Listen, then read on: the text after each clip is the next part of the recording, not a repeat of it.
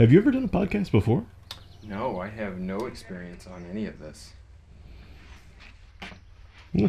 I always liked the idea of it. Yeah. Who knows? Well, This could be totally miserable.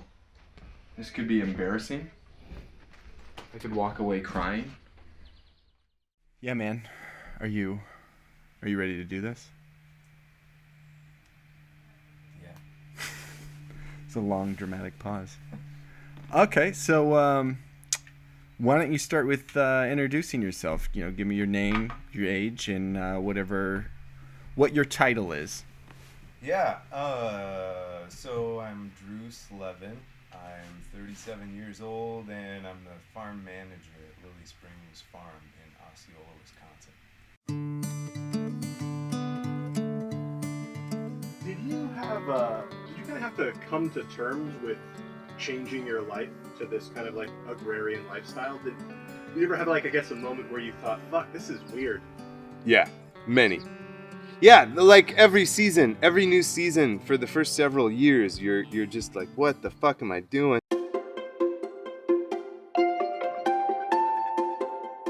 Could you tell me more about what you do at the farm and kind of how you know Drew? Yes, I work with the farm, have a business called Ecological Design with my colleague Paula Westmoreland. We've been working with Nina, the farm owner, and her family to help build out this vision that she had for this family land. And Drew came on the farm team a couple seasons ago, and he's farm manager. I got involved with Lily Springs Farm because my family has known about the farm for years, and we've had a lot of really wonderful family events here. So I'd known about it for a while, and then last summer I was just sort of traveling around the country and wanted some farm experience, and camped on the land for a few weeks and just helped Drew out with projects and fell in love with it.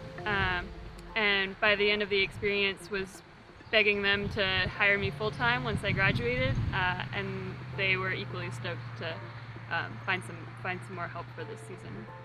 I work with a lot of beginning farmers, and the usual route is for the younger farmers is like they worked enslaved away at a veggie CSA for summers, kind of got their learnings there. But Drew came at this with a wide variety of professional experience already, not in farming sector. He started out as our winter watchman, and he stayed here for his first winter and took care of the goats and manages everything. So he's a host, farm manager, event planner, all rolled in one, carpenter, whatever we need. Drew's been a great mentor on both sort of the daily life of a farmer, and then also just how to be a thoughtful, intentional human doing work that is often either ignored or misunderstood. And I've learned a lot from him on like how to talk about the projects that we're doing and how to navigate a lot of different spaces. So it's been really wonderful learning from him. He just has like committed himself so fully to this community and is able to work equally well with anarchist pastured pork farmers as he is with conventional farmers who've been tilling and spraying for 50 years.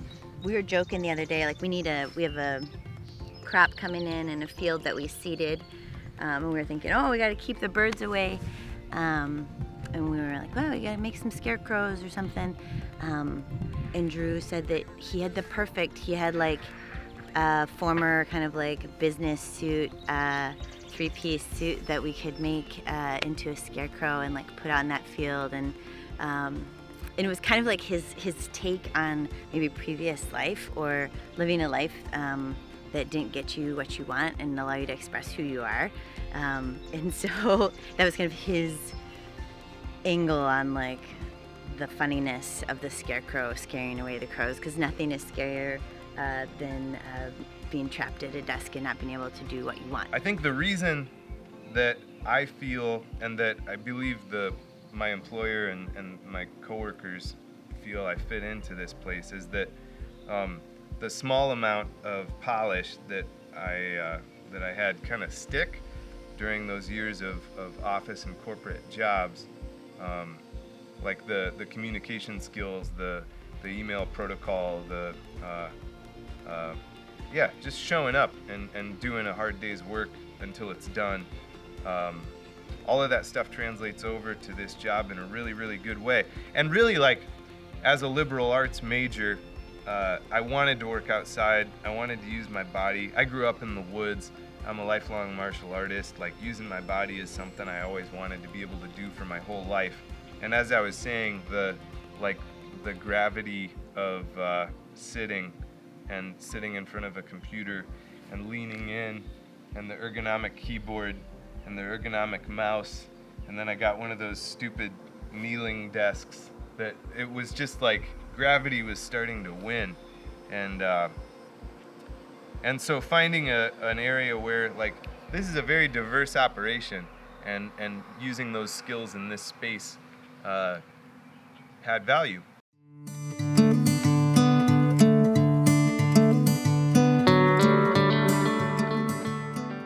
Your neighbor farmers seeing what you're doing here, what is their impression of what you're doing? Like, are they curious? Are they enthusiastic or encouraging? Yeah, I think so. It's a contentious time, of course, but once they find out that I'm not here to, like, judge them or threaten them, they find out I'm not a dick and I'm actually showing up and doing the work. There's a respect. People get that, like, this is hard work, and if you're actually showing up and doing it, they appreciate it. Drew, what do you got planned for us today? Well,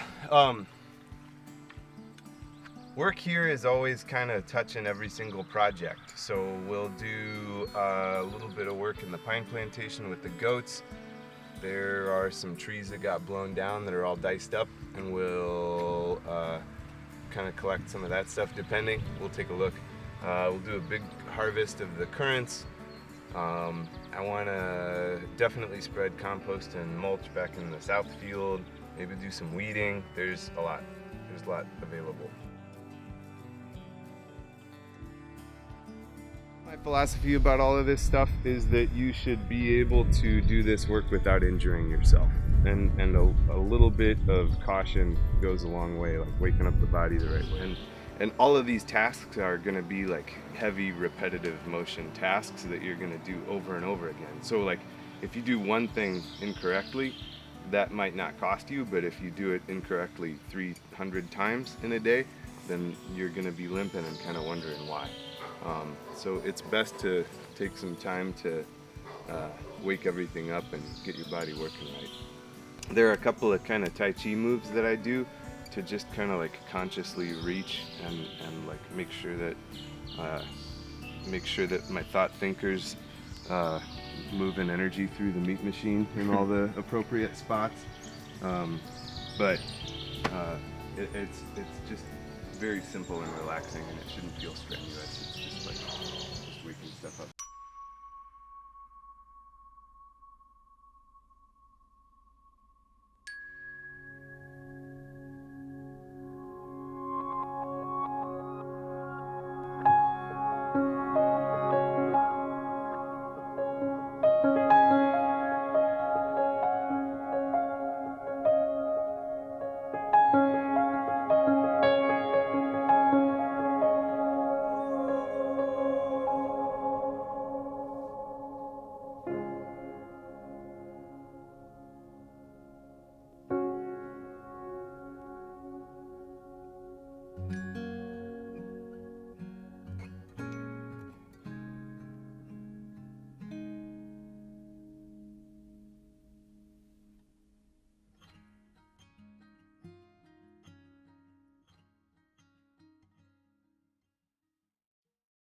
Problem with your glove?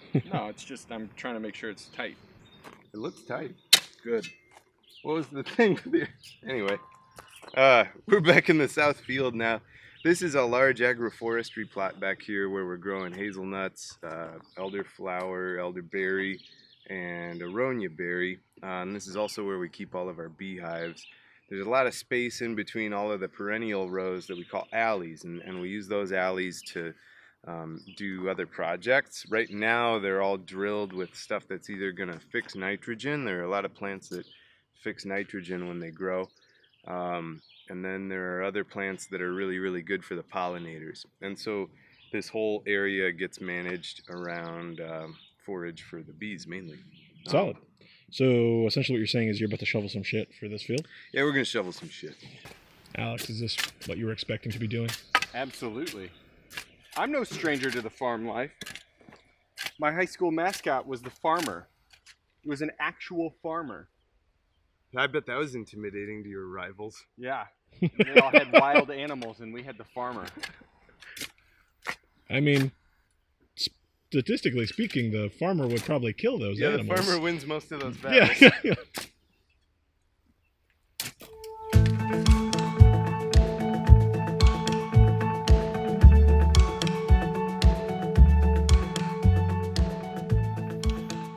The thing that we're kind of experimenting with here is a no-till approach to food production. As we're learning more and more about soil biology, one of the things that we find is that there's an enormous amount of action in the top few inches of topsoil. And if you till in order to make like a really easy bed that you can work with, you're killing everything in the top few inches of topsoil.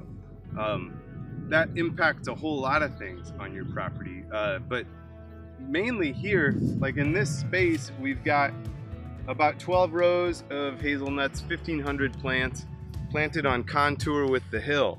And so the purpose of the contour planting is to catch as much of the rainwater as it starts at the top of the hill and gravity pulls it down off of the property. You can't control how much rain you get, but you can control how fast it leaves your property. So I want as many of those roots as I can. So actually I'm encouraging in the spaces between our perennial plantings, I'm encouraging as much root growth and root penetration as possible. Because I'm doing it this way does not mean that I fundamentally hate what other people are doing or disagree with what other people are doing. Like, this is part of an entire food system. And there's one side of the food system that I think is, like, we're really, really heavy on the GMO grain side of the food system.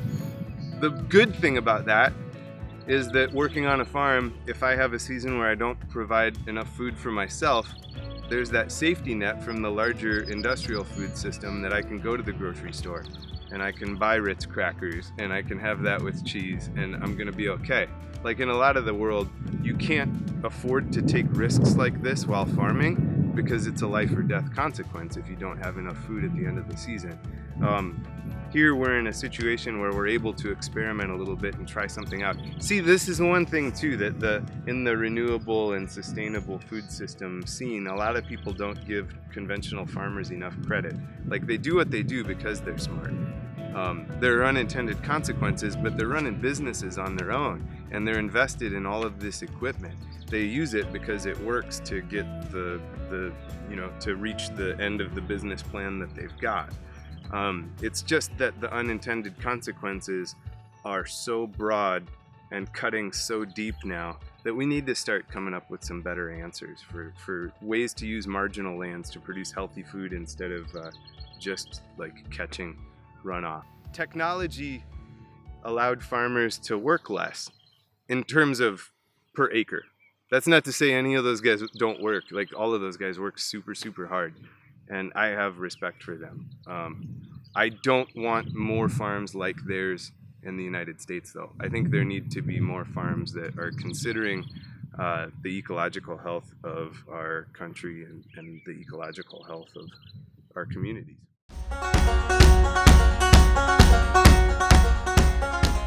I remember there was a day that a gentleman was here from the Ag Extension Office. He had a Monsanto hat on. He was just like trying to school me about how bad buckthorn was. I walked him back and he watched my alpha goat just like in one bite just like take a huge crown off of a buckthorn and then walk over to a giant thistle plant and just fold it over and swallow all of the needles. And his eyes just lit up, his mouth was agape, and like, you know, that's cool. That's cool, because he spent his whole life in agriculture and he didn't consider that a viable option. And up here, the buckthorn's a really bad problem, and people are saying like, okay, well, what do we do? Like, we got to get it back in balance, so let's kill the buckthorn. Well, to kill the buckthorn, they cut it and spray it with an herbicide, and that kills the buckthorn. But it doesn't do anything to shift the balance back to a healthy ecology. And so what we're using is a team of goats that are effectively retired meat goats. They're all very sweet, by the way. I got to meet them. They're very, very sweet boys. So on approach, I always do the same song so they know it's me. They know it's me because they know the vehicle, but part of the ritual.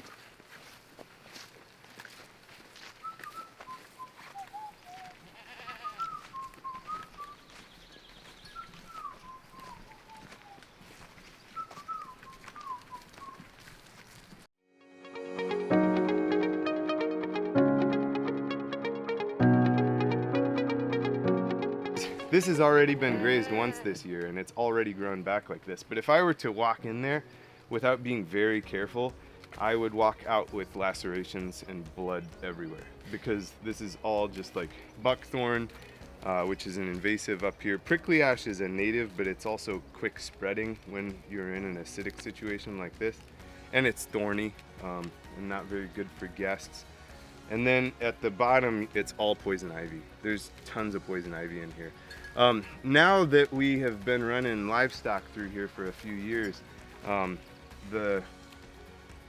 the chemistry is changing in the soil, and that is leading to a shift in the biology, so we're seeing more diversity.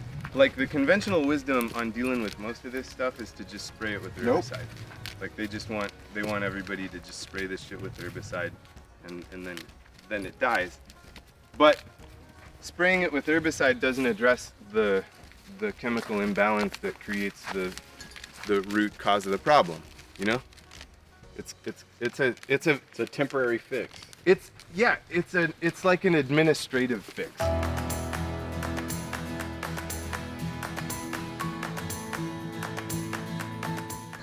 So the goats will move into a fresh area and chomp off all of the tender little shoots and kind of like hamstring the progress of these. Like, invasive species become invasive because of the way that they spread and occupy vertical real estate.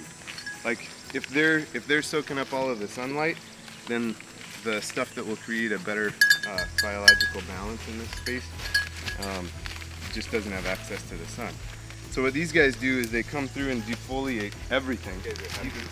And the nastiest shit that's in here, like the most dangerous, sharp stuff that will cut you up and make you tingle, like, that's their favorite jam. Like, it's so weird to see like a giant orb thistle and they just like fold it over with their tongue and swallow all of these giant needles that would stay in your skin for a while.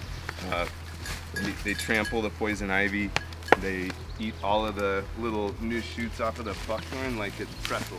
I don't know, they're always, it's kind of like dogs that have no capacity to control where they poo and pee. Like, they have very similar attitudes to dogs. They're a little bit more dangerous in that, like, if I'm crouched down and one of them tries to test me with a pop from the head, like, I could die. Like, just a playful nudge could end up killing me.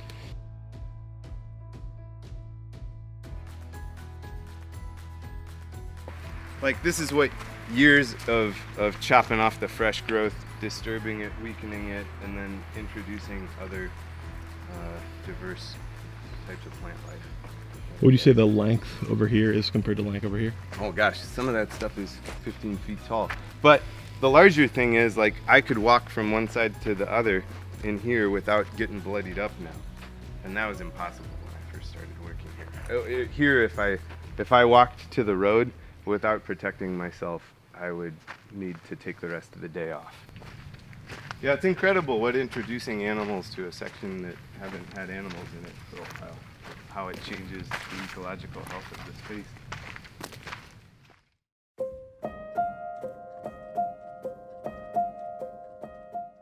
I moved here on the reputation of the food justice movement that's happening in the Twin Cities. And I say that, like, what's really happening is, like, there's a certain level of education in the Twin Cities where people understand these kind of kind of abstract concepts, but they're not so abstract once you get close to them. These are people that like to think, and they went through the same process that I did when I was young, of like trying to make sure that their dollar is going towards things that they believe. They're voting with their dollar in a way that they're promoting a safer watershed, promoting habitat for migratory species. They want pollinators to live. Like they recognize that when you support farms like this, you're supporting pollinator habitat. And like back to my point about us not being the first ones in the game, like this city, like this little town of Osceola, Wisconsin, is full of like some of the most impressive heroes of my life.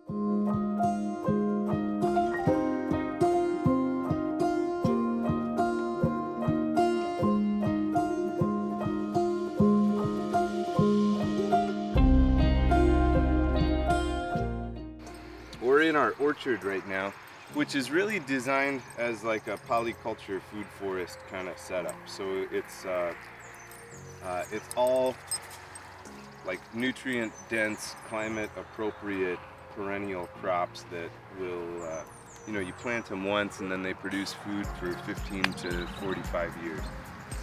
So currants do really, really well at this latitude. We picked Russian currants because they're a little bit, hopefully, less susceptible to pests. So most of the varieties of fruits and berries that we've got on the property are kind of more like ingredients that are aimed at restaurants or professional cooks, or like, hobby cooks that are looking for cool flavors that you see in European cuisine and stuff like that. Like if we loaded up a bunch of this and took it to a farmer's market, we'd get a lot of blank stares and people saying, "What?" And that's okay, because people aren't quite ready for this. They're not ready for this jelly. This currant jelly might be just a little bit too tart. We're trying to restore perennial native foods to this area. And the flip side of that coin are folks like a restaurant, a nonprofit that we partner with in the cities called the Sous Chef, who are trying to revitalize indigenous foodways, which are built upon native perennial foods.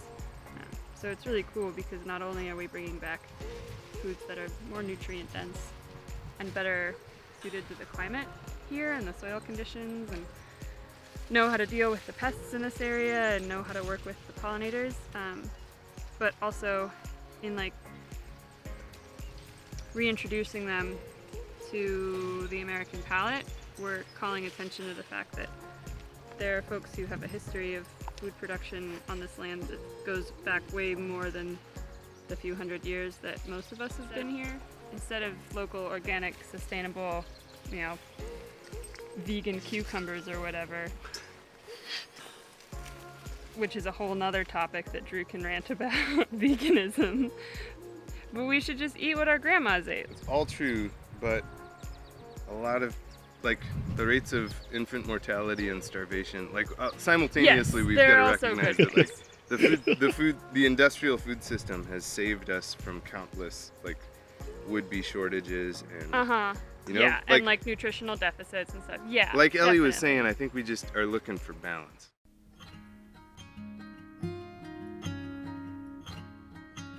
Part of me, I think that I shouldn't talk about this because it's something that I like. It's not my goal to hold resentment or a sense of I detest this way of life or whatever. It's just not for me. My old man told me, he was like, I tried to work in an office one time, I almost killed myself. and then I went out and I was like, oh, I bet I could do it. I'm social. I can get along with people. I went and tried to work in an office and I nearly killed myself 4 years. and it's not that I think that I'm shit and they're great, or that they're shit and I'm great. It's that we are different. And I knew that in high school. I knew that in grade school. I knew I was different. In any job that you've got, depending on how you approach it, the opportunity to learn unimaginable things is always available. You could crack the secrets of the universe working in a kitchen. and like you just have to have your head in the game in the right way in order for it to carry you towards where you really want to be. But I guess there's like a little anti-authority streak in me that wishes that I didn't pick up so much that I did from the corporate world. But I think that there are certain things of like an efficient workday, like being prepared and going through and hitting it. I think clear communication and setting standards and expectations for how communication goes, I think is good. Just having a general sense of polish and how to carry myself. All of a sudden, like, I'm not just the guy with the shovel, I'm also the guy that can be greeting student groups that are coming out. I'm also the guy that can talk to your graduate class about this kind of stuff. I can host an event. You know, there are like certain aspects of kind of the versatility of how you're polished and positioned in different companies can absolutely lend itself well to this stuff. What advice do you have to us, to the generation that's kind of trying to figure it out? Yeah. Because it seems like you've figured out what works for you at the very least. The hardest thing about being in your 20s is feeling like you're on the ball and having the world tell you that you're useless over and over and over again everywhere you go. The world, unless you're willing to like fall in lockstep and do the corporate thing, you know, like there are a lot of young people who are way stronger than me in that capacity and can go in and like stand in lines, and I just don't have it in me. So for people who are struggling to find that way, this is the best advice I ever received. The opportunities are not in short supply, but you need to stay sharp as possible, because when that next opportunity comes by, if you're belly aching, if you're hanging your head, if you're feeling sorry for yourself because things haven't gone the way that you wanted them to, if you feel like you're really special but you haven't had that break yet, then you need to work. Like, you need to show the fuck up and show everyone around you that when you take responsibility for something, that it gets done. In areas like this, you can really see how efficient the forest is at producing life and producing habitat, and then overlapping those values as the death cycle happens, and so the fertility cycle is associated with the decomposition cycle as well, right? Like the death feeds the next phase of life. When juxtaposed with the way humans look at death too, it's a funny thing to think about. The way that we like put ourselves in. First, we treat ourselves with chemicals so that we'll look kind of like we did 100 years from now, and then we put ourselves in like weird Ziploc containers and like don't let our energy get absorbed back into the system that created us. But I don't know. Those musings are for poets, not farmers.